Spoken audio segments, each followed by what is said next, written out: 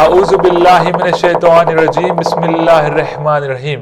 السلام علیکم ناظرین، میں میر علی نوید میسم آپ سب کا ہمارے اس پروگرام تفسیر قرآن میں خیر مقدم کرتا ہوں۔ آج کا یہ ہمارا چوتھا ایپیسوڈ ہے۔ جیسا کہ آپ سب جانتے ہیں، اوسین چینل مسلسل ماہ رمضان المبارک کے خصوصی پروگرامز آپ کی خدمت میں پیش کرتے آ رہا ہے، اور انشاءاللہ یہ سلسلہ آخر رمضان تک جاری رہے گا۔ دیکھتے رہیے اوسین ٹی وی چینل۔ آج ہمارے اسٹوڈیو میں موجود ہیں حجت الاسلام مولانا ڈاکٹر سید رضوان حیدر رضوی صاحب قبلہ، جن کا ہم خیر مقدم کرتے ہیں۔ اعوذ باللہ من الشیطان الرجیم، بسم اللہ الرحمن الرحیم۔ رب اشرح لی صدری ویسر لی امری واحلل عقدۃ من لسانی یفقہوا قولی، اللہم انطقنی بالہدی والہمنی التقوی۔ ناظرین، آج ہم پھر آپ کے حضرات کے سامنے قرآن مجید کی ایک مشہور آیت کو لے کے حاضر ہیں، اور اس کی تشریح و تفسیر آپ کے سامنے بیان کی جائے گی۔ ہم لوگ اپنے روزمرہ کی زندگی میں بہت سی قرآنی آیات کا استعمال کرتے ہیں، لیکن ہم اس سلسلے میں بہت سے غفلت برتتے ہیں، اور ہمیں یہ نہیں پتہ ہوتا کہ آیت کہاں ہے، کون سے پارے میں ہے، کون سے سورے میں ہے، اس کا مطلب کیا ہے، اس کا پس منظر کیا ہے، اس کے آگے کیا ہے، اس کے پیچھے کیا ہے۔ آج ہم اسی سلسلے کی گفتگو کریں گے، اور ایک ایسی مشہور آیت کو جس کو تقریباً سبھی لوگ اکثر موقع کے اوپر دہراتے ہیں، اور سب کو تقریباً یہ آیت یاد ہوتی ہے۔ یہ آیت ہے انا للہ و انا الیہ راجعون۔ عام طور سے ہمارے پاس جب بھی کسی کے انتقال کی خبر آتی ہے تو ہم کہتے ہیں انا للہ و انا الیہ راجعون۔ بہت سے لوگوں کو اس کا ترجمہ بھی نہیں معلوم ہے، ان کو یہ معلوم ہے کہ جب کسی کے انتقال کی خبر آئے تو کہیے انا للہ و انا الیہ راجعون۔ یہ آیت قرآن مجید کی سورہ بقرہ کی آیت نمبر 156، میں پھر تکرار کرتا ہوں، یہ آیت سورہ بقرہ کی آیت نمبر 156 کا ایک چھوٹا سا ٹکڑا ہے، اور اس کے پہلے آیت نمبر 155 اسی سے مربوط ہے۔ 155 اور 156 یہ دونوں آیتیں ایک دوسرے سے مربوط ہیں، اور 157 بھی اسی سے مربوط ہے۔ آپ جب قرآن مجید کے سورہ بقرہ کی آیت نمبر 155 156 کو پڑھیں گے تو ایک تفصیل آپ کے سامنے آئے گی۔ وہاں کے اوپر خداوند عالم آیت نمبر 155 میں ارشاد فرما رہا ہے وَلَنَبْلُوَنَّكُمْ بِشَيْءٍ مِّنَ الْخَوْفِ وَالْجُوعِ وَنَقْصٍ مِّنَ الْأَمْوَالِ وَالْأَنفُسِ وَالثَّمَرَاتِ وَبَشِّرِ الصَّابِرِينَ۔ اللہ تعالیٰ فرماتا ہے کہ ہم مبتلا کریں گے، آزمائیں گے تم سب لوگوں کو بشیء من الخوف والجوع، تھوڑے سے خوف سے، تھوڑی سی بھوک سے، ونقص من الاموال والانفس، تھوڑے سے مال کی کمی کے ذریعے، تھوڑے سے جان کی کمی کے ذریعے، والثمرات، اور تھوڑے سے پھلوں کی کمی کے ذریعے ہم تمہیں کو کیا کریں گے، آزمائیں گے۔ اور اس آزمائش کے مقابلے میں وبشر الصابرین، جو لوگ اس آزمائش میں صبر کر لے جائیں گے ان کو کیا کرو، ان کو وبشر الصابرین، صبر کرنے والوں کو خوشخبری دو۔ خوشخبری کس کے لیے ہے؟ ابتلا کے موقع کے اوپر، امتحان کے موقع کے اوپر صبر کر جانے والوں کے لیے خوشخبری ہے۔ اب وہ صبر والے کون سے ہیں؟ اگلی آیت کہتی ہے الذین اذا اصابتہم مصیبہ، یہ وہ لوگ ہیں کہ جن کو جب مصیبت پڑتی ہے تو کیا کہتے ہیں؟ تو وہ کہتے ہیں قالوا انا للہ و انا الیہ راجعون۔ تو وہ لوگ جن پہ مصیبت پڑتی ہے وہ لوگ کہتے ہیں انا للہ و انا الیہ راجعون۔ یہی لوگ کون ہیں؟ یہی لوگ صابرین ہیں۔ صابرین کی گفتگو انشاءاللہ بعد کی گفتگو میں آپ کو سامنے پیش کی جائے گی۔ یہاں کے اوپر کہنا یہ ہے کہ اللہ تعالیٰ تمام بندوں کو آزماتا ہے بشیء من الخوف والجوع، کبھی خوف سے، آج کل کرونا وائرس کا زمانہ ہے، خوف طاری ہے لوگوں کے اوپر، کیا ہونے والا ہے، کل کو کیا ہوگا، معیشت کا کیا ہوگا، لوگوں کا کیا ہوگا، کسی کو ہو گیا تو کیا ہوگا، یہ خوف ہے۔ اللہ اس میں آزما رہا ہے اپنے بندوں کو کہ دیکھیں تم ہم سے کتنا قریب ہوتے ہو، کتنا ڈرتے ہو۔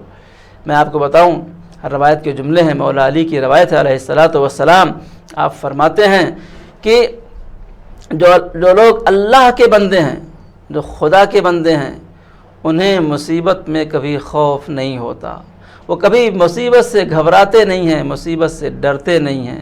کیوں؟ اس لیے کہ اللہ والوں کے لیے مصیبت نہیں ہے، اس لیے کہ دنیا میں آنے والی مصیبت یا اللہ کی طرف سے ہمارا امتحان ہے یا ہمارے گناہوں کی سزا ہے، اور جو بندے خدا ہے اس کے لیے دونوں صورتوں میں اللہ کے شکر کا مقام ہے کہ اگر یہ آنے والی مصیبت ہمارے لیے امتحان کا موقع ہے تب بھی اچھی بات ہے کہ اے میرے معبود تیرا شکر کہ تو نے مجھے امتحان میں مبتلا کیا، اور اس امتحان کے بدلے میں تو نے میرے درجے کو بلند کیا، اور اگر اس دنیا میں میرے کسی گناہ کی سزا ہے تب بھی تیرا شکر، اس لیے کہ تو نے اسی دنیا میں مجھے سزا دے کے آخرت کی سزا سے محفوظ کر لیا۔ لہذا جو لوگ مصیبت میں مبتلا ہوتے ہیں، جو خدا کے بندے ہوتے ہیں، ان کے لیے کوئی مصیبت نہیں ہوتی ہے، ان کے لیے کوئی مشکل نہیں ہوتی ہے۔ اب پھر مولا فرماتے ہیں کیسے پتہ چلے کہ جو مصیبت پڑی ہے یہ آپ کے لیے امتحان ہے یا آپ کے گناہوں کی سزا ہے؟ کیا اچھا فارمولہ میرے مولا نے بتایا۔ امام فرماتے ہیں کہ اگر مصیبت پڑنے پر تمہیں خدا یاد آئے تو سمجھ لو کہ یہ تمہارا امتحان ہے، اور اگر مصیبت پڑنے پر تم خدا کو بھول جاؤ، ہائے ہائے میں پڑ جاؤ، تو سمجھ لو تم کو یہ تمہارے کسی گناہ کی سزا ہے۔ میں فخر سے کہہ سکتا ہوں آج کے زمانے میں جب ایک بڑی مصیبت پوری دنیا میں آن پڑی ہے، ہمارے تمام مومنین اکثریت، میں شاید دو چار کو نہیں کہہ سکتا، اکثریت زیارت عاشوراء کے پابند ہو گئے ہیں، نماز کو اول وقت پڑھنے کے پابند ہو گئے ہیں، اللہ کے ذکر کرنے میں گھر میں قرآن پڑھ لے رہے ہیں۔ یہ اس بات کی علامت ہے کہ مومنین کے لیے یہ مصیبت سزا نہیں ہے، مومنین کے لیے یہ مصیبت امتحان ہے۔ چنانچہ مولا علی علیہ السلام ہی کی روایت ہے کہ جب مصیبت پڑتی ہے ان البلاء للظالم ادب، جب بلا آتی ہے تو ظالم کو ادب سکھانے کے لیے آتی ہے، وللمؤمن امتحان، اور مومن کے لیے بلا امتحان ہوتی ہے، وللاولیاء کرامت، اور اولیاء کے لیے کرامت ہوتی ہے۔ لہذا یہ جو مصیبت آتی ہے اس میں آیت یہ کہتی ہے کہ وبشر الصابرین، اور صبر کرنے والے کو خوشخبری دو۔ کون سے صبر کرنے والے؟ الذین اذا اصابتہم مصیبہ، وہ لوگ جن کو جب مصیبت پڑتی ہے تو کیا کہتے ہیں وہ؟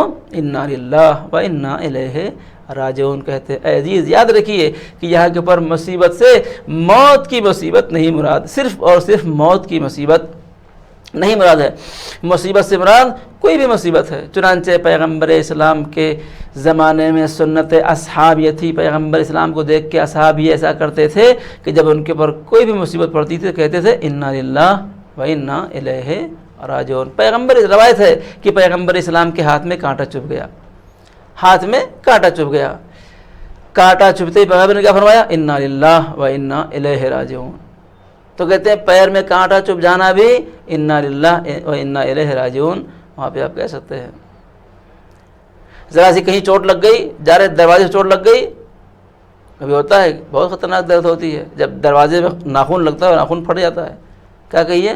انا للہ و انا۔ لیکن ہمارے ہاں سماج میں رائج یہ ہے کہ اگر کوئی کہے انا للہ تو انا للہ کا مطلب کوئی مر گیا ہے، ٹھیک ہے؟ مر جانا بھی ایک بڑی مصیبت زندہ رہنے والوں کے لیے، لیکن صرف مر جانے ہی کے لیے انا للہ پڑھنا ضروری نہیں ہے۔ انا للہ کا مطلب ہے ہم اللہ کے لیے ہیں اور ہمیں اللہ کی طرف پلٹ کے جانا ہے۔ ہمارے پاس امام محمد باقر علیہ السلام فرماتے ہیں کہ ہم جب یہ کہتے ہیں انا للہ تو اس کا مطلب یہ ہوتا ہے کہ ہم اللہ کی بندگی کا اقرار کرتے ہیں کہ ہم اللہ کے بندے ہیں۔ انا للہ یعنی ہم اللہ کے لیے ہیں، یعنی کیا؟ ہم مال کے لیے نہیں ہیں، ہم لوگوں کے لیے نہیں ہیں، ہم لوگوں کے چاپلوسی کے لیے نہیں ہیں، ہم کس کے لیے ہیں؟ ہم اللہ کے لیے ہیں۔ ہم جب یہ کہتے ہیں وَإِلَيْهِ راجعون تو اس کا مطلب یہ ہے کہ ہماری بازگشت اسی کی طرف ہے، کہیں بھی جائیں گے گھوم کے اللہ کی طرف آنا ہے۔ دنیا کا کوئی انسان کہیں بھی نہیں جا سکتا، اس کو جانا کہاں ہے؟ اس کو اللہ کی بارگاہ میں جانا ہے۔ چنانچہ مولا کائنات دعائے کمیل میں فرماتے ہیں کہ وَلَا يُمْكِنُ الْفِرَارُ مِنْ حُكُومَتِكَ، اے میرے معبود تیری حکومت سے فرار کرنے کا کوئی امکان نہیں ہے۔ امام حسین علیہ السلام کے پاس ایک شخص آتا ہے اور آ کے فرماتا ہے، کہتا ہے کہ آقا کوئی نصیحت کریے۔ امام نے فرمایا کہ 3 چیزوں کا خیال رکھ اور جا جو دل چاہے گناہ کر۔ اس کی آنکھیں کھل گئی کہ کیا چیز ہے کہ جس کو کر کے انسان جو دل چاہے گناہ کرے۔ امام نے فرمایا جا اللہ کی حکومت سے نکل جا اور جو دل چاہے گناہ کر۔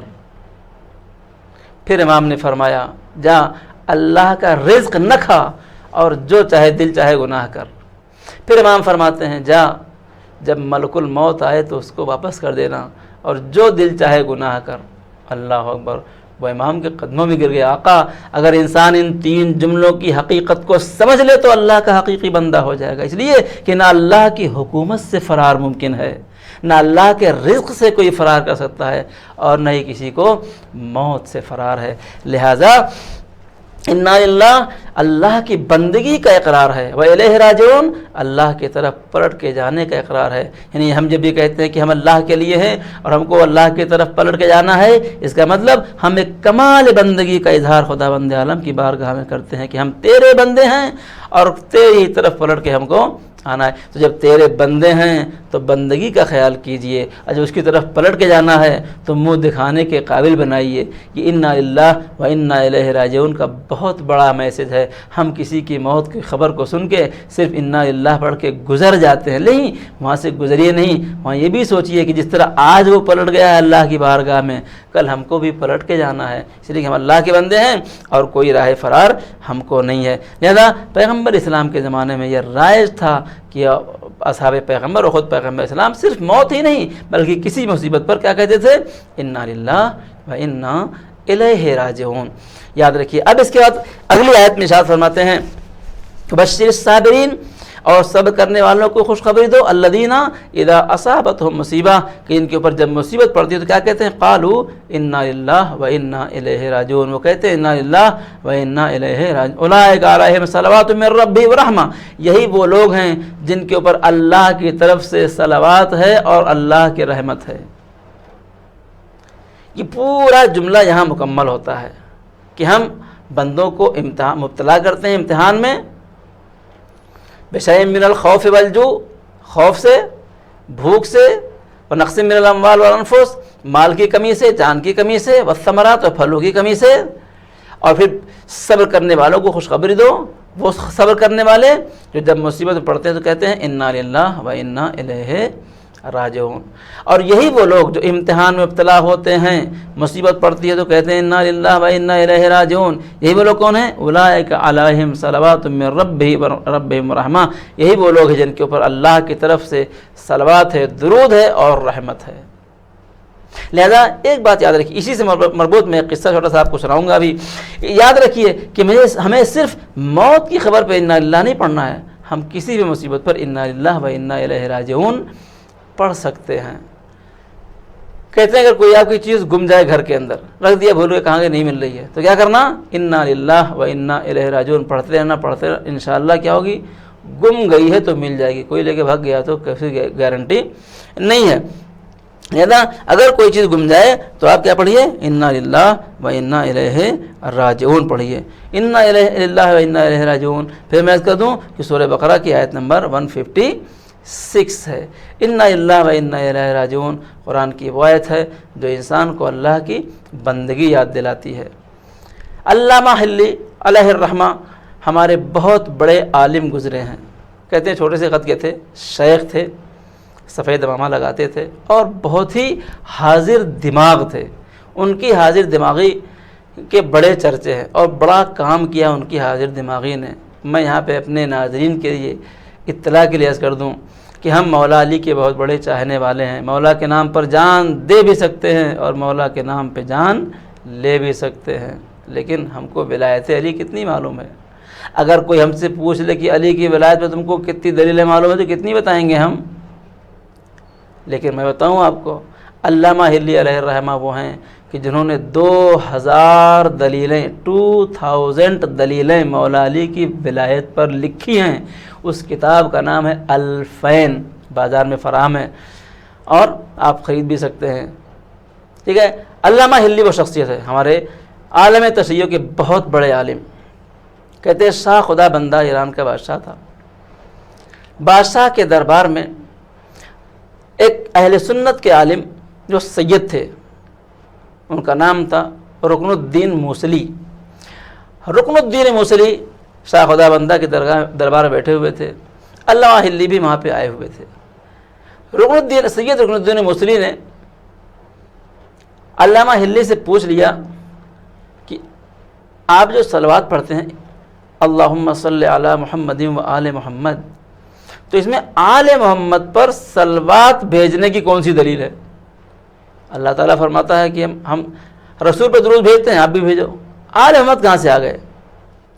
تو علامہ ہلی نے قرآن مجید کی سورہ بقرہ کی ہی آیت نمبر 55-56 پڑھی، الذین اذا اصابتہم مصیبہ قالوا انا للہ و انا الیہ راجعون، کہ یہ وہ لوگ ہیں کہ ان کے اوپر جب مصیبت پڑتی ہے تو وہ کہتے ہیں انا للہ و انا الیہ راجعون، اولئک علیہم صلوات من رب، یہی وہ لوگ جن کے اوپر ان کے رب کی طرف سے صلوات ہے۔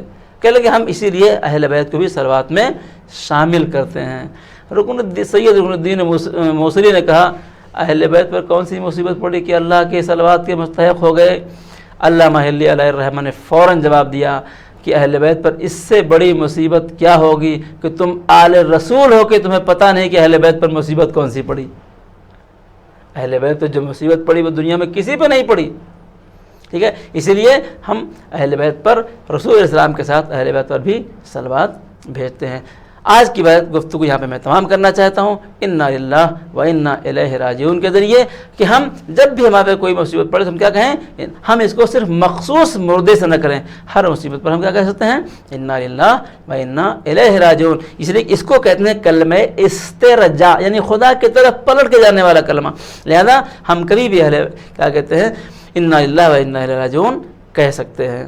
ہمیں امید ہے کہ انشاءاللہ ہم اس آیت کی اس تفسیر کو سمجھیں گے اور اپنی دوسری مصیبت پر بھی انا للہ و انا الیہ راجعون کہیں گے، اور اگر کوئی کہے گا تو ہم برا نہیں مانیں گے۔ اگر خدا نہ خواستہ کسی کو گر کے چوٹ لگے، ہم نے کہتے ہیں انا للہ و انا الیہ راجعون، تو بڑھا جاتے ہیں، کیا مر گئے کیا خدا نہ خواستہ؟ نہیں، یہ مرنے کے لیے نہیں ہے، یہ کسی بھی مصیبت کے لیے یہ آیت پڑھی جا سکتی ہے۔ ہمیں دعا ہے خداوند عالم ہم سب کو اس ماہ مبارک میں قرآن پڑھنے کی اور خاص طور سے اس کی آیتوں کی تفسیر سمجھنے کی توفیق عطا فرما، قرآن سے قریب ہونے کی توفیق عطا فرما۔ خداوندہ قرآن کی تعلیمات سے، اس کی تلاوت سے ہمارے دلوں کو، ہماری قبروں کو منور فرما، ہمیں ان لوگوں میں شمار فرما جو قرآن سے متمسک ہیں، ہمارے اعمال سے ہمارے اہل بیت کے دلوں کو راضی و خوشنود فرما، امام زمانہ کے ظہور میں عاجل فرما۔